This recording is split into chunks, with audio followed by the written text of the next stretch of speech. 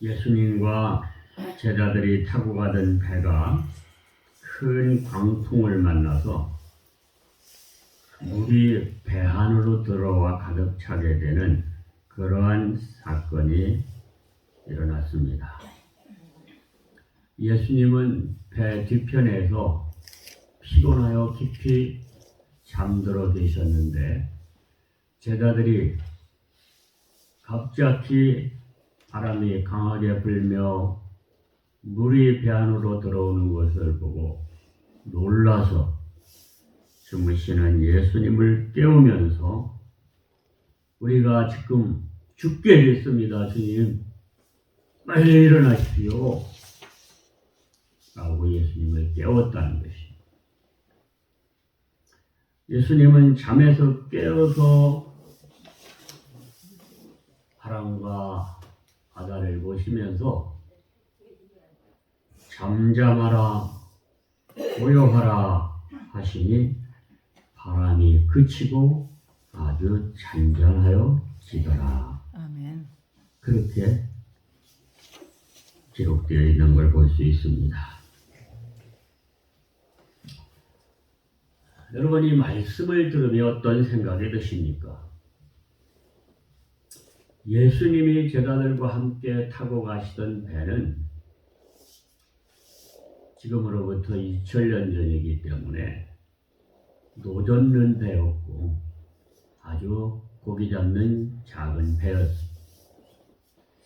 아마 그 배가 컸어도 이용수 권사님 배만큼 크지는 않았을 것입니다. 그러한 배가 바다에서 갑자기 광풍을 만나고 바람이 미친 듯 불면서 물이 배에 부딪히다 못해서 배 안으로 물이 막 들어와 차서 배가 가라앉을 것 같은 그런 상황이 됐다고 생각해 보십시오. 암만 오랫동안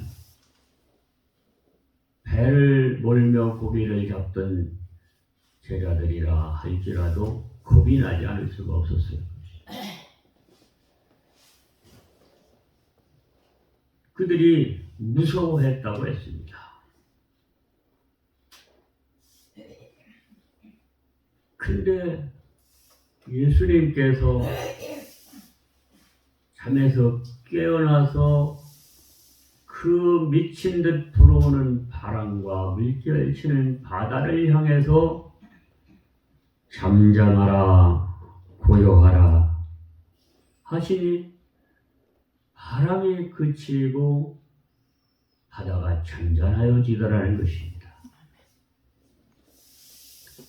제자들은 조금 전에는 배가 가라앉아 죽을까봐 무서워했었는데 바람이 그치고 잔잔해지니까 그들은 도대체 자기들이 믿고 따르는 저 선생님인 예수가 누구시기에 저가 누구시기에 바다를 향하여 물결을 향하여 잠잠하라 고요하라 외치니 그대로 되는가 하며 두려워했다 그랬습니다. 자기들이 그렇게 믿고 따르던 선생님에 대해서 두려움을 가졌다는 것입니다. 저가 도대체 누구이기에 바람과 바다도 그 명령하네 그 명령에 순종하는가? 저가 누구가? 두려움을 가졌다. 그렇게 오늘 성경은 말씀하고 있는 것입니다.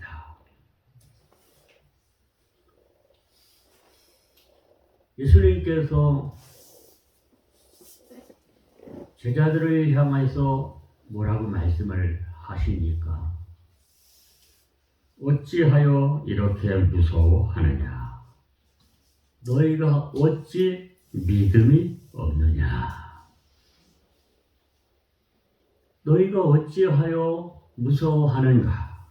어찌하여 너희가 믿음이 없는가? 라고 제자들을 책망하셨다. 부정하셨다. 그렇게 나와 있습니다. 여러분들도 배를 몰고 고기를 잡던 분들이고, 저도 배를 여기 와서 많이 타봅니다만은, 정말 바람이 강하게 불 때 배를 타면, 또 큰 배가 지나가서 물결이 출렁일 때 작은 배를 타고 있을 때 막 뒤집힐 것 같은 그런 때는 무서움이 들지요. 당연히 무서움이 들고 무서워하는 건 당연한 것 아닙니까? 근데 예수님께서 왜 그 무서워하는 제자들에게 왜 무서워하느냐라고 책망하십니까? 왜 믿음이 없느냐라고 책망을 하십니까? 그 말씀 속에는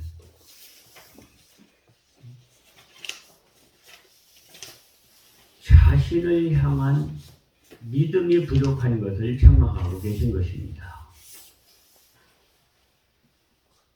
내가 이 배 안에 있는데 하나님의 아들이요 구원자인 메시아인 내가 이 배 안에 지금 타고 있는데 너희들이 내가 누구인가를 알지 못하기 때문에 아직도 나에 대한 믿음이 없기 때문에 너희들이 무서워하는 것이고 두려워하는 거다.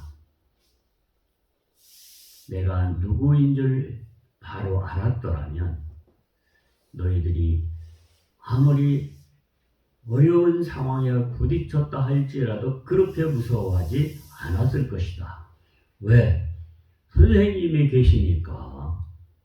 예수 선생님이 이 배 안에 계시니까 그렇게 생각하고 무서워하지 않았을 것이다. 결국 너희들은 나를 잘 알지 못하고 있는 것이며 나에 대한 믿음이 없기 때문에 그렇게 무서워하는 것이다.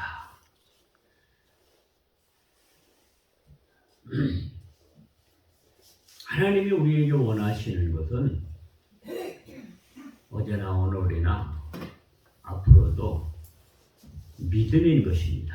아멘. 예수 그리스도가 누구신가를 밝히 알고 잘 알고 그분에 대한 믿음을 갖는 것입니다. 아멘.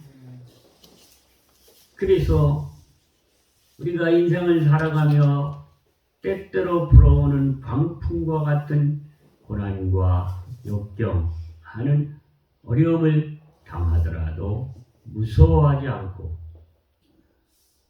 담대함을 가지고 하나님이 나와 함께 계시는데 두려움을 이겨나갈 수 있는, 무서움을 이겨나갈 수 있는 성도들이 되기를 하나님은 원하시는 줄로 믿습니다. 아멘. 저는 오늘 이 말씀을 보면서 그가 누구이기에, 도대체 그가 누구이기에 바람과 바다도 명함에 순종하는가?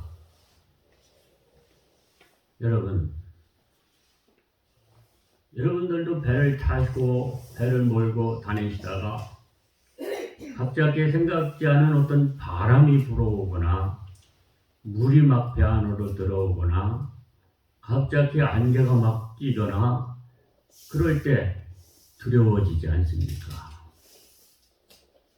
그렇다고 해서 바람아 잠잠하라 고요하라 그렇게 여러분이 명하십니까?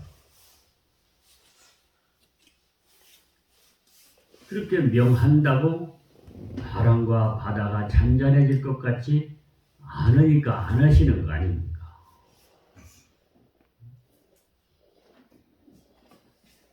만약에 정말로 흰남노와 같은 태풍이 불어올 때 잠잠하라 고요하라 그렇게 해서 태풍이 가라앉았다면 여러분 그 사람은 도대체 어떤 사람일까요?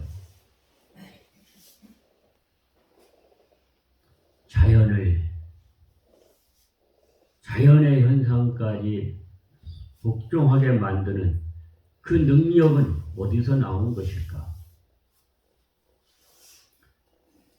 예수는 도대체 누구이기에 바람과 바다를 잔잔케 하실 수 있단 말인가? 나중에 제자들은 예수가 바로 하나님이시라는 사실을 깨닫게 되고 그렇게 고백을 합니다. 주는 그리스도시요 살아계신 하나님의 아들이십니다. 주님은 나의 하나님이십니다. 그렇게 고백들을 하는 걸 볼 수 있습니다. 그러나 이때는 아직 그렇게 알지 못했고 그러한 믿음이 부족했던 것입니다. 하나님이신 그분이 배 안에 있는데 왜 무서워하느냐? 그가 누구이기가 아니라 그분이시라면 바람도 바다도 잔잔케 고요하게 하실 수 있을 뿐만 아니라 죽은 자도 살리고 없는 것도 있게 하시는 전능한 하나님이시라는 고백을 할 수 있게 될 줄로 믿습니다. 아멘. 저는 지난주, 지지난주와 지난주 두 주간에 걸쳐서 마태복음을 쭉 읽으면서 기도하고 또 읽으면서 예수님에 대해서 다시 한번 생각할 수 있는 시간을 가졌습니다. 예수님이 이 세상에 태어나신 것은 일반 사람들의 태어남과 다른 점이 있습니다. 그것은 이미 창세기부터 말라기까지 선지자들에 의해서 예언되어졌던 예언의 성취 사건인 것입니다. 그분이 성령으로 잉태되는 사건을 말씀하고 있습니다. 남녀 관계에 의해서가 아니라 결혼을 약속하고 약혼을 했지만 남녀 관계를 통해서 태어나신 것이 아니라 성령에 의해서 잉태되었더라 그랬습니다. 그리고 남녀 관계의 경험을 갖지 않았던 상태의 마리아를 통해서 세상에 태어났습니다. 그래서 그의 약혼자였던 요셉은 가만히 끊고자 했다. 그 약혼한 상태를 파기하려고 소리내지 않고 그냥 조용히 관계를 청산하려고 그렇게 마음을 먹고 있는데 꿈의 천사들에 의해서 계시를 받는데 네 안에 마리아 데려오기를 두려워하지 마라. 성령으로 그렇게 된 것이다. 그 꿈에 그러한 계시를 받고 요셉이 마리아를 데려오는군. 아내로 맞이합니다. 이건 정말 믿음이 없이는 할 수 없는 사건이죠. 그렇게 해서 예수 그리스도가 태어나시게 되는 것입니다. 그리고 그가 목수일을 하는 아버지 요셉을 도와서 가족을 부양하는 일, 여러 형제와 자매들, 부모를 도와서 가정의 어려움을 해결해야 하는 목수의 일을 하면서 30세까지 집안일을 거들며 살아시는 것을 볼 수가 있습니다. 그 예수님께서 30세가 되셨을 때에 이제는 자기 개인의 삶을 내려놓고 하나님을 위한, 하나님 나라를 위한 공적인 일을 위해서 내가 일해야 되겠다. 그렇게 생각을 하시고 결단을 하신. 그래서 요단강에 나가셔서 세례 요한이라는 선지자에게 세례를 받으신. 이러한 결단을 하시고 그리고 유대 광야로 나아가셔서 40일을 금식하며 기도하시는 것을 볼 수가 있습니다. 오늘 우리는 어떤 큰 일을 앞에 놓고는 이러한 결단을 위한 기도가 필요한 것입니다. 내가 지금까지 이렇게 살아왔는데 언제까지 내가 이렇게 살아갈 것인가? 안 되겠다. 내가 정말 세상에서 잠깐 왔다 가는 이 세상에서 이렇게 살다 끝나면 이 인생이 얼마나 허무한 것인가? 나의 남은 생애를 내가 정말 참되게 살다가 가야 되겠다. 세상에 소금되고 빛된 삶을 살다 가야 되겠다. 이런 생각을 하게 되면 결단이 필요하고 기도가 필요합니다. 그래서 예수님이 광야로 나가서 40일을 금식하며 기도하신 것입니다.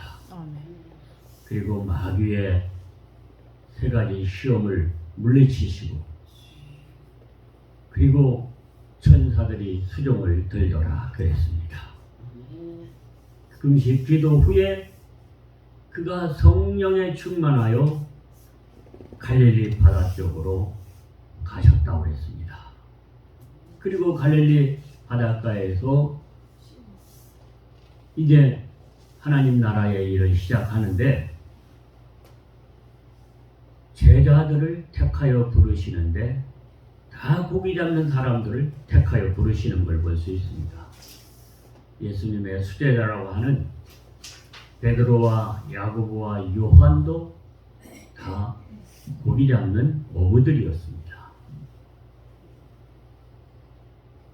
제자들을 그렇게 택하시고 제자들과 함께 하나님 나라의 일을 시작을 하시는데 많은 귀신 들린 사람들에게서 귀신을 쫓아내시는 일을 하시는 걸 볼 수 있습니다.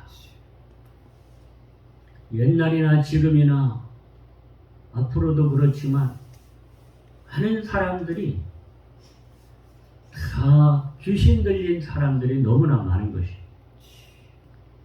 그래서 살인 사건이 그렇게 많이 일어나고 자살하는 사람들이 그렇게 많고 전쟁과 싸움이 끊이지를 않는 것입니다.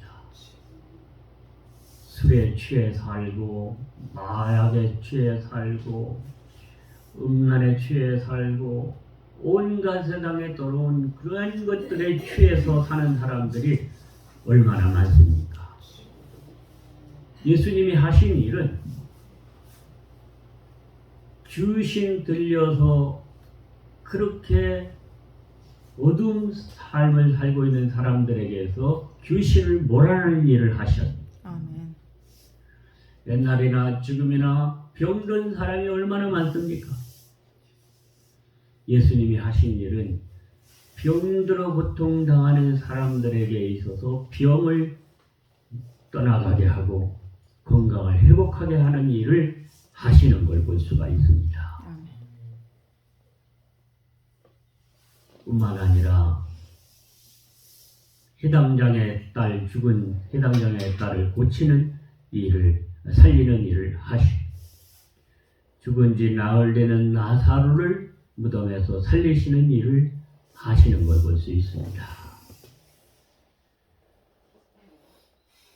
마태복음을 통해서 저는 그 말씀들을 보면서 예수님이 말씀하시는 모든 가르치심의 말씀은 비유를 통해서 하나님 나라의 일을 말씀하시고 계신 걸 볼 수 있습니다.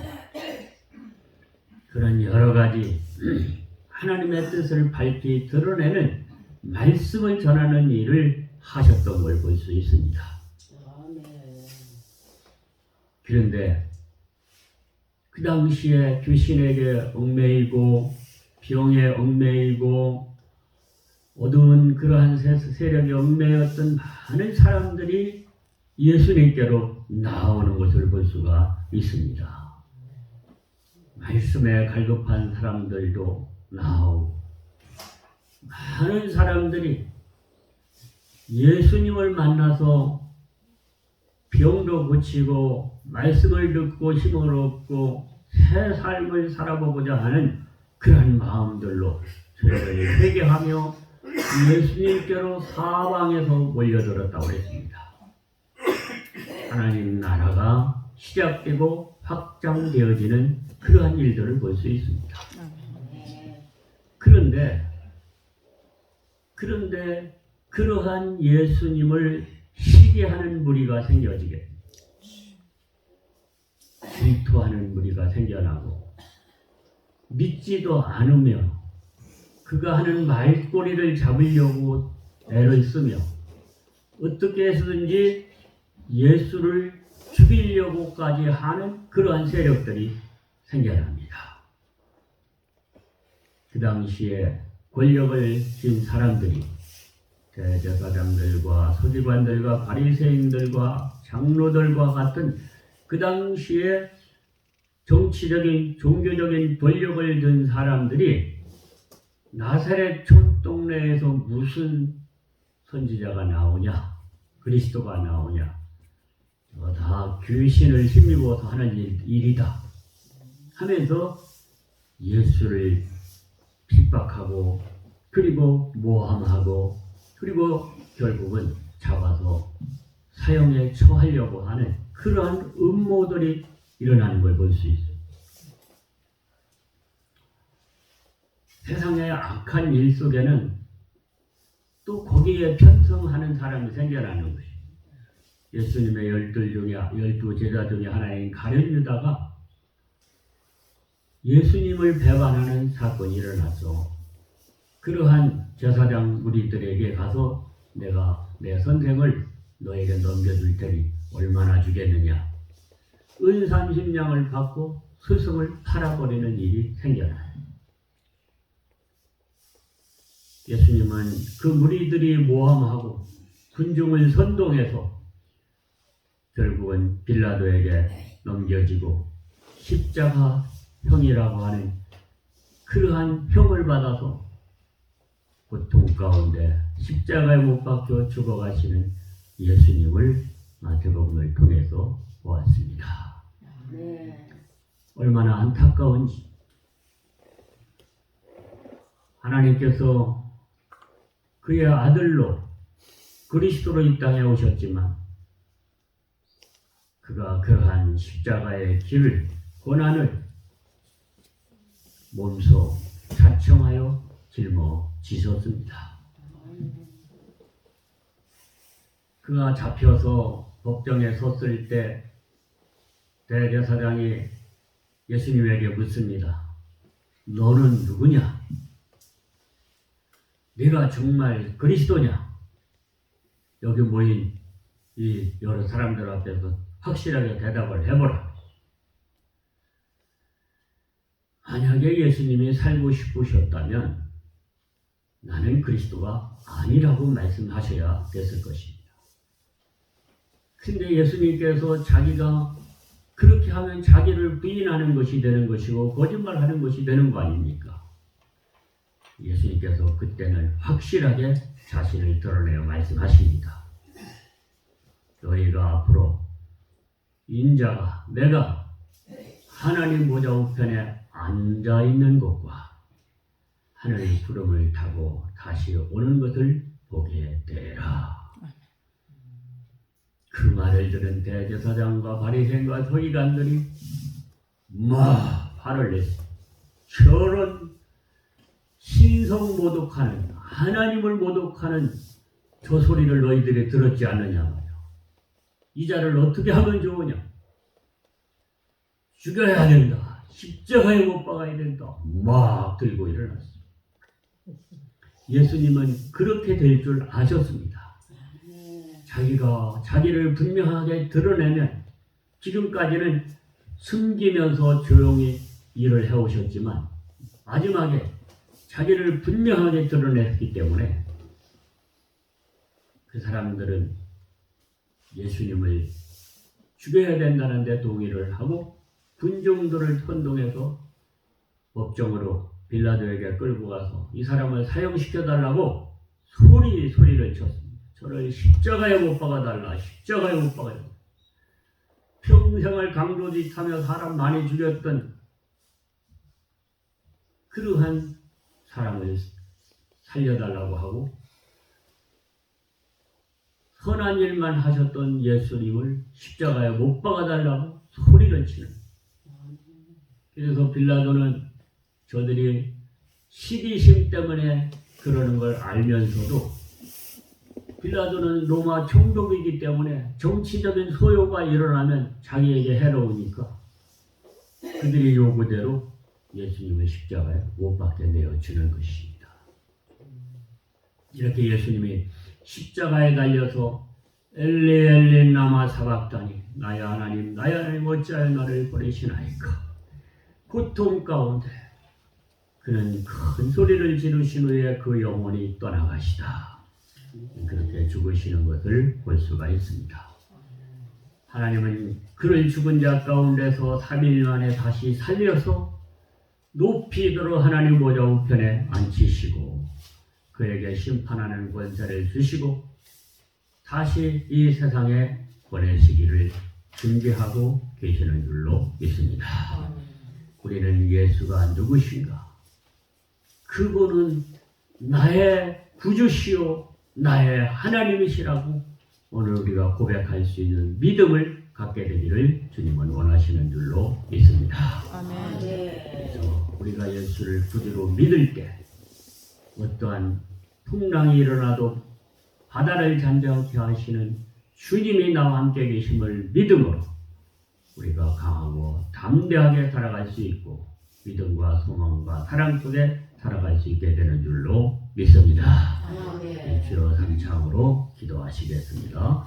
주여